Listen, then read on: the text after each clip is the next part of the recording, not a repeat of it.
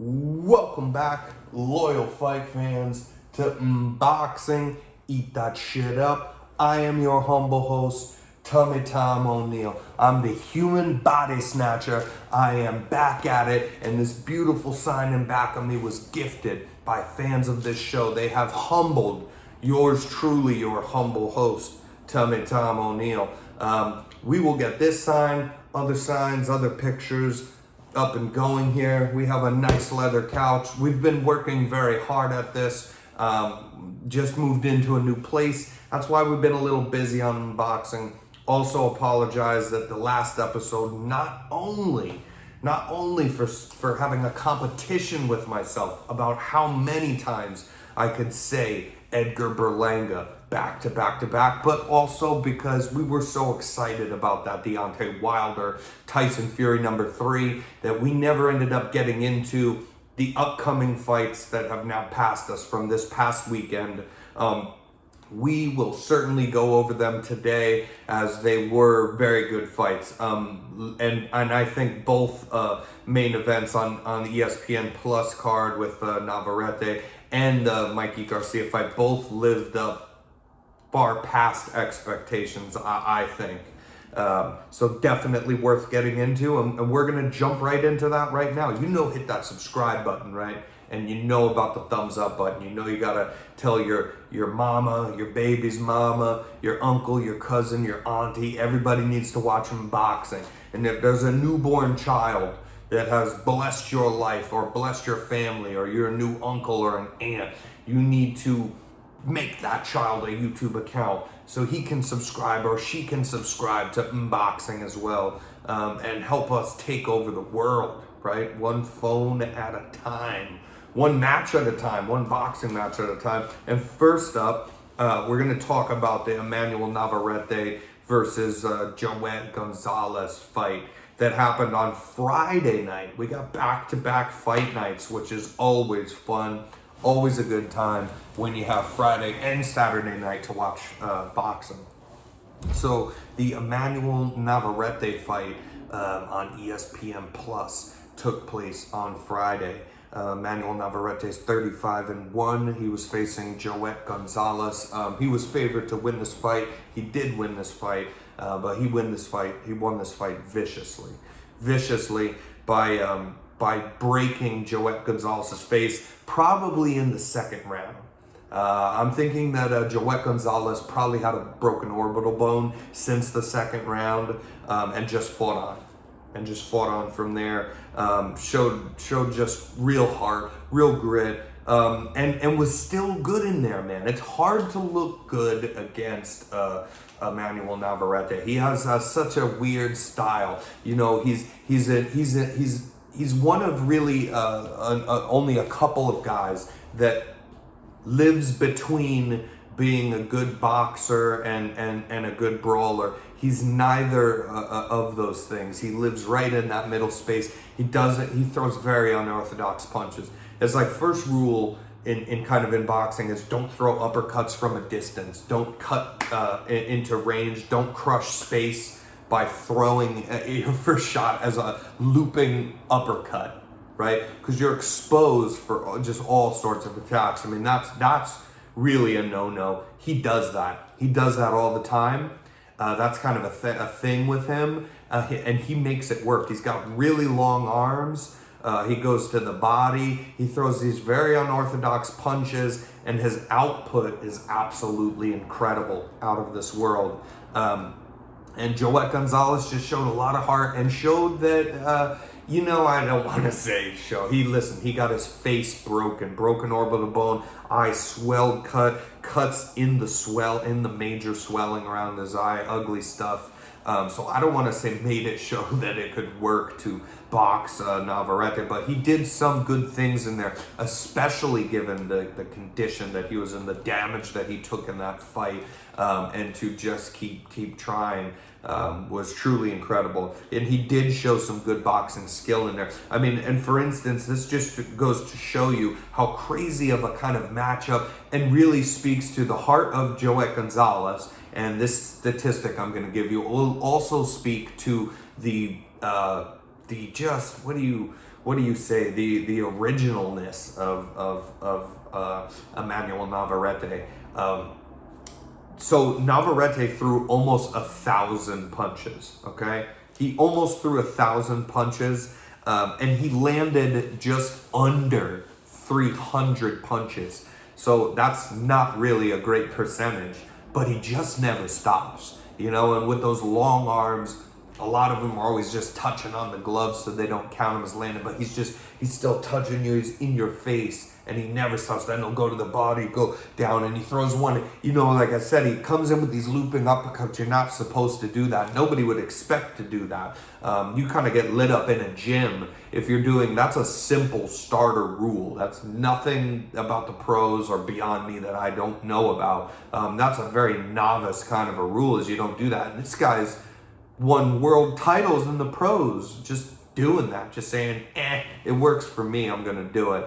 But yeah, that's a bad percentage. 1,000 punches thrown and landing just under 300 punches. And then Joet Gonzalez, you know, he threw just over 300 punches, and he landed about 178 punches was, I think, the number. So that percentage is incredibly high.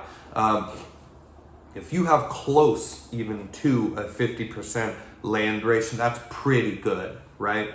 And then what this is over 50% of your punches landed. I mean, this is leaning towards a 60% landed of all the punches you've thrown. So he's being very conservative about his punches. That if he throws it, he thinks he's going to land it every time. And Navarrete gave him a lot of credit, but that was a hell of a fight and a hell of a beating, really, and a strange one. Because usually if you're more conservative, you reserve, one, your stamina, two, that looks good a lot of times in the judge's eyes.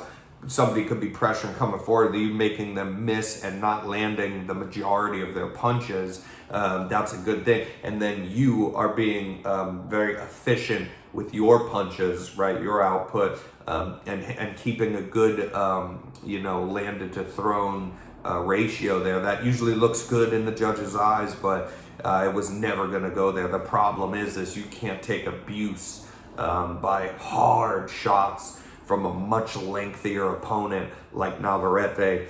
He is fun to watch, man. And I want a big fight for him. You know, I listed some other featherweights here that I think I would like to see Navarrete fight. So in the kind of top other featherweights, you got Gary Russell Jr., obviously, at the top there. You got Mauricio Lara, Josh Warrington, Leigh Wood, Kid Galahad, Zucan, Mark Magsoyo. So out of these, I would really like to... So out of these, I listed 3 that I think could give, and I'm not confident in saying that they'd win, but could give Navarrete some problems. Because honestly, I think Navarrete absolutely runs through Zucan, runs through Leigh Wood, runs through Mark Magsoyo. Josh Warrington, that'd be a good fight, but I think he gets the job done there. Now, Mauricio Lara is a very pressure style, intense, he doesn't back down kind of fighter. I would love to see that fight. No matter who wins, I think that fight is just like a firecracker. Like you're just watching fireworks in the ring. If you put those 2 guys in there together, and I think that Lara is good enough and hits hard enough that he could present some issues to Navarrete. I might still kind of lean. Now, Gary Russell Jr., I definitely think he does. And Kid Galahad as well. I think he is so damn slick. And he is great at countering. I think that, for God's sakes, he would have to make Navarrete pay for some of these, what do you call it? For some of that awkward punching that he does and just kind of playing outside the rules. I think Kid Galahad's very slick, very good counter, and that he'd make him pay for throwing punches like that. So any of those fights I want to see, but he needs a top guy. He's a previous champion at 122 and then gave up his belt so that he could move up in weight and try to accomplish something here. He needs a title shot. He needs one of these higher ranked guys. Now we're going to get into this right here. Garcia versus Martin. That's my scorecard right there, right? That's my scorecard. Read it and weep. Okay? I only gave Mikey Garcia 2 rounds. And I watched this fight 3 times because I'm a maniac, right? You guys know this. I'm obsessed with the sport. I watched the fight, and where some of you guys think, wow, that's incredible. The guy beat Mikey Garcia as a, Mikey Garcia was a minus 2,500 favorite or something going into that. Everybody appreciates that, but then would say, the fight's not, the most exciting fight. There was no knockdowns. Not me. I think that fight was a chess match, and then it even adds to being fantastic that it's this chess match anyway. And then you got the guy who's he was supposed to have no business being in there with Mikey Garcia. I only gave Garcia 2 rounds, and I watched this again the interesting thing is you watch this fight once and unequivocally that Mikey Garcia, there's no way to even so much as argue a draw in this fight. But I did think, geez, I only gave him 2 rounds, though. I bet I could sneak another in something. It's worth going back and watch because there are close enough rounds in there, and it's a chess match. No, I watched this 3 times. I give him just those same 2 rounds. I give him round number 2, and I gave him round number 5. And I think that round number 2 and 5 were not, not like Dom. They weren't even easy to give him. This fight was pretty much a shutout, by a guy in Martin that people just thought, nobody had heard of him. I'd never heard of him. I'm usually the one on here telling you guys, hey, even if the guy loses, don't miss this fight because this guy's great. If you guys aren't kind of diehard boxing fans, you don't know a lot of these guys. A lot of you probably don't know who, Emmanuel Navarrete is.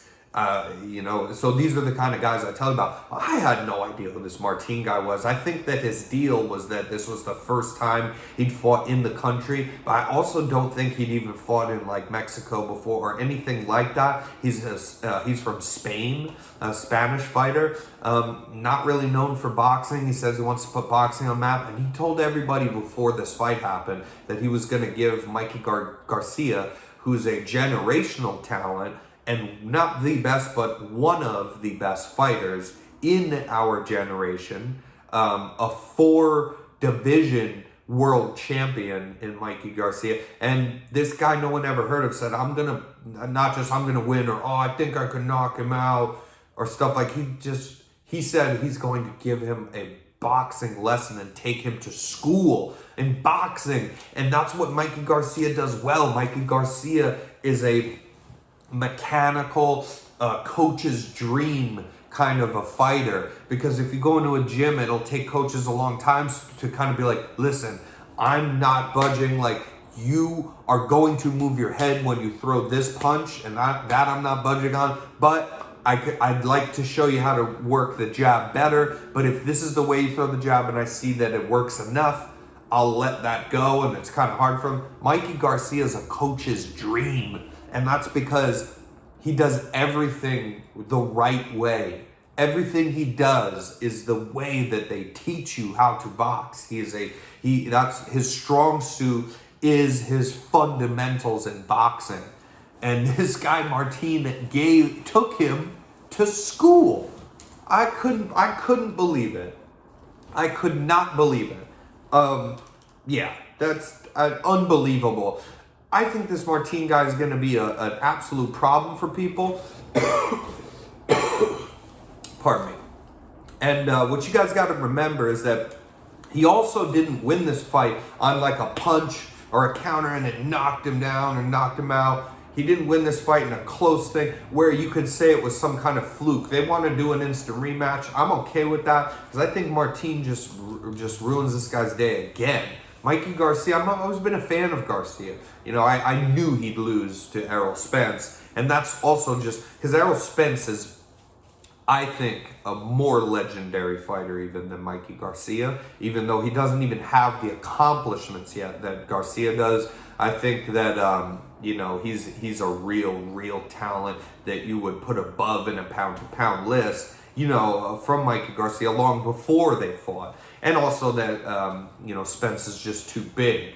147 is too big, because what I'm going to say is that I think even 140 is too big for Mikey Garcia. He killed it at 135. Also, 135 has all it's a talent-rich division with Vasily Lomachenko and Teofimo Lopez and Devin Haney and Ryan Garcia and Tank Davis that floats around in there. You got a lot of great fights you can make. And Garcia, at one point, owned that 135-pound division. I think he should go back down there, because I even think that 140 is too big for him.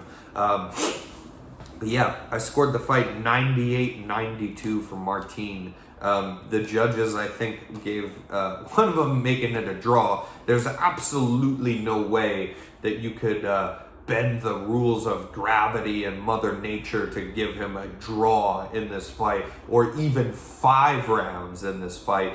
I'm sorry, it was a 10-round fight. Yeah, you couldn't make it a draw. You also couldn't even give him 4 rounds in this fight.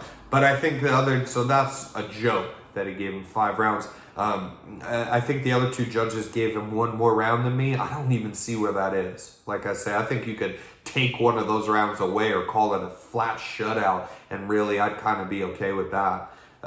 This was a eye opener to the world. I lost a little fun parlay, just a little bit of money, but I had a huge parlay, and as usually happens if I do lose these parlays, it's like a 10-fight parlay. I lost it by 1, and that was this Mikey Garcia fight, who I obviously did not bet on Martin, as no one did with any sense. If you did, God bless you. I wouldn't even say you earned that money. You had no sense placing that bet. But yeah, that's that. And then let's move on. See where we are on time here. We're doing good.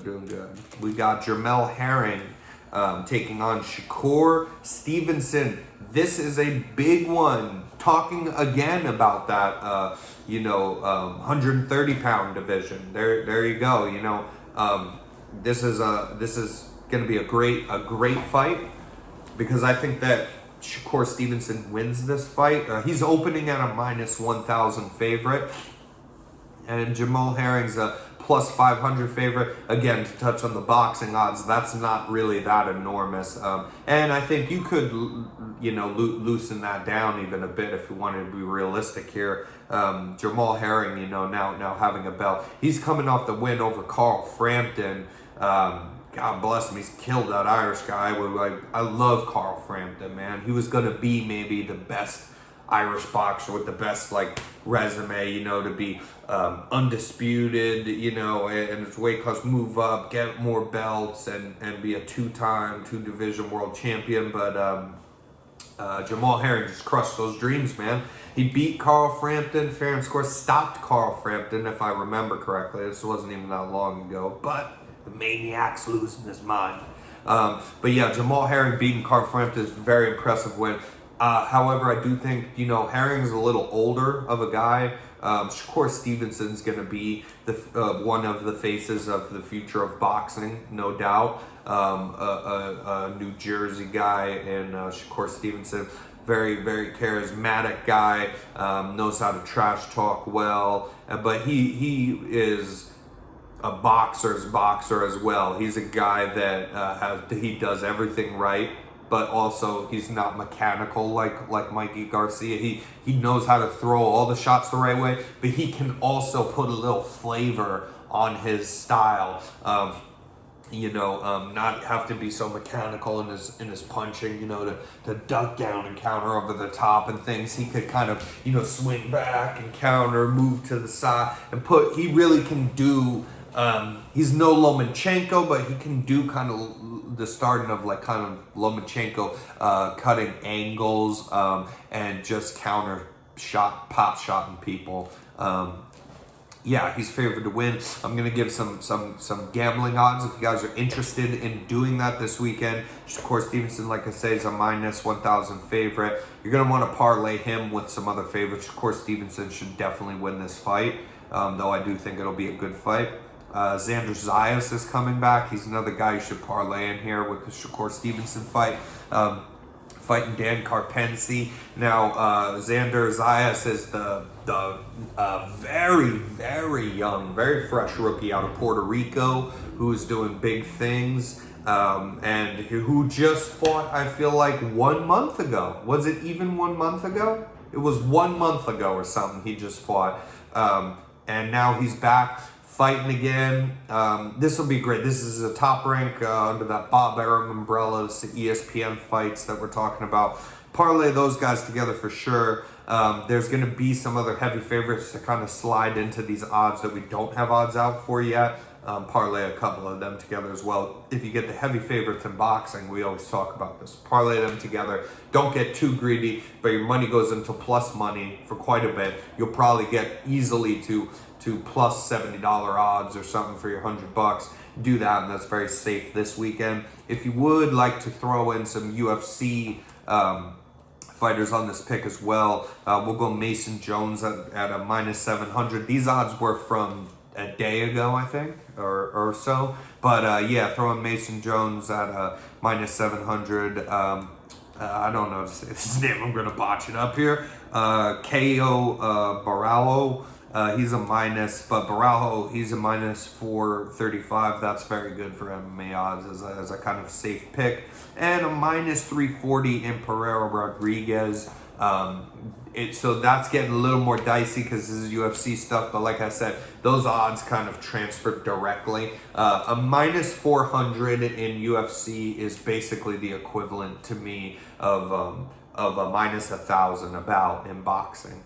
So these are pretty safe, but again, these are those fights, and I'm not gonna lie to you guys, those are good names. I just looked up the odds if you'd like to throw some more in on your parlay, but I don't know about these people. The boxing ones, however, will happen. So parlay those guys together. Hope you make some money over the weekend. I know I will be doing that. We're gonna get the sign close. Let's give you a close up on this sign, man. This really cheered me up actually to get this. It shows me that, you know, the show is hitting people in the right spot, man. You know, hitting people in the right spot and you know, making good fans of the show. That's the whole intro they got on there. We're gonna figure we gotta get batteries. We can change it to whatever color we want, make it solid, and make it a little better. But it's pretty awesome. It's pretty awesome. I'm very thankful for it. Until next time, loyal fight fans, you know, keep up on the fights, make some money this weekend, and tell your shitty ex-girlfriend to subscribe to this podcast. You know what it is.